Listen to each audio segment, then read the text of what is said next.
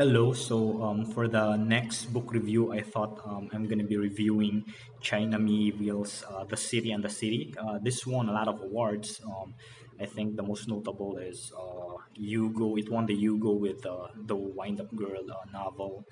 It won Arthur C. Clarke Awards and a lot of other awards for science and sci-fi and fantasy. And we read this. We have a science fiction group reads in Goodreads, and we read like two novels per month. This is one of the things we read last year, August 2016, and I always wanted to have a copy because this is one of those books that I really want to reread, right? So this is a very fascinating novel. The premise is that as from the title, you have two cities, the city and the city. One is called Besźel, and the other is Ul Qoma, and they have this awesome premise where those two cities, geographically, they're not actually separate.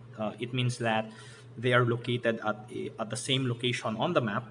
All right, and people from one city or the other, from Olcuma and from Bijel, as they grow up, they have been taught to ignore, or the term is unsee, other people from the other cities. There are parts. So if you're living in Bijel, there are parts that are known as total. So in other words, there is no intersection with the other city, the Olcuma, and there's the altar area where it is the other city only. For example, if you're from Bijal, it's Olcuman only, so you're not allowed to go there. But there are these areas called the crosshatch, which are very fascinating because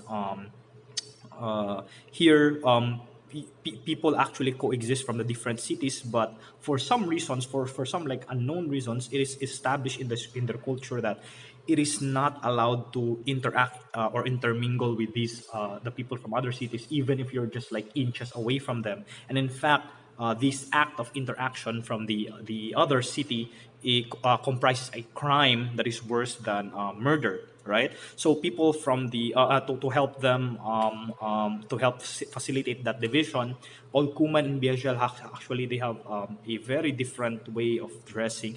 They have like a common language, but they have a different way of fashion style. They have different architectures and buildings.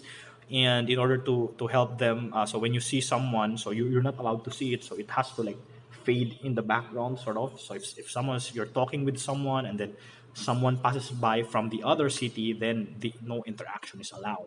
All right, and children who grew up find this weird, and so they are really trained to like ignore or unsee those people from the other city. And if you what do you call this, if you do not follow the rule, okay, you have this violation known as the breach. And then some people coming from somewhere, like there's a people think that there's like another third city where those people live, the bridge, where they will get you, they will capture you, and then they will like discipline you, like, oh, why did you not unsee those people from the other city? And so they're more for children, they're more lenient. And then for tourists, if you're a tourist, you're given that instruction where you're not allowed to interact or to see if you're in Bijel. So even though you see people from Ulcuma, you're supposed to unsee them. If you can't do that, you do not respect their tradition, then you're not allowed to go back. You're basically banned from their city, right? And so there's this like hall, there's this area where in order to cross, right, from one border to the other, even though you both cities coexist in the same space, in order to cross from one border to another, you have to enter this particular building, okay, where in that particular and only in that building alone, you are allowed to interact with with the other city, with citizens from the other city. And so if you go there and then you go out on the same gate, so if you're from Beijing, you go to that building, you go out of the same gate, you're now on the other city. So I think there are like two doors. Like if you go in same building, you go out of the other door, you're supposed to be in the other city. And so that is basically the background, and the entire plot revolves around I believe it's a murder mystery, a police procedural about an investigation of a student, I think an archaeologist who was like was murdered in one city, and then they believe that the murderer committed an act of breach by killing that person, I believe in what's in Besźel, and then shooting her while that guy was in Ul Qoma. So he committed a crime and then committed the breach crime worse than murder. And so the main character, Borlu, he's an inspector, a detective. He investigated that, and then against this, there are this group of people who wanted unification. Like, this is insane. Why are we doing this?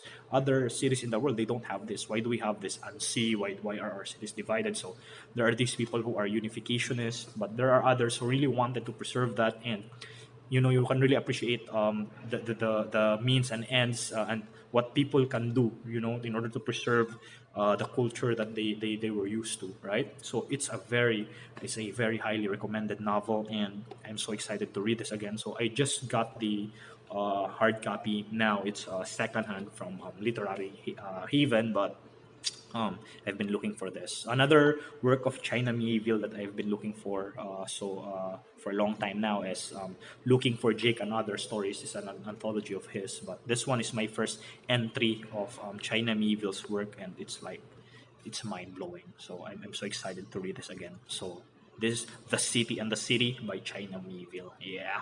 So by the way, later I'm gonna watch Slayer.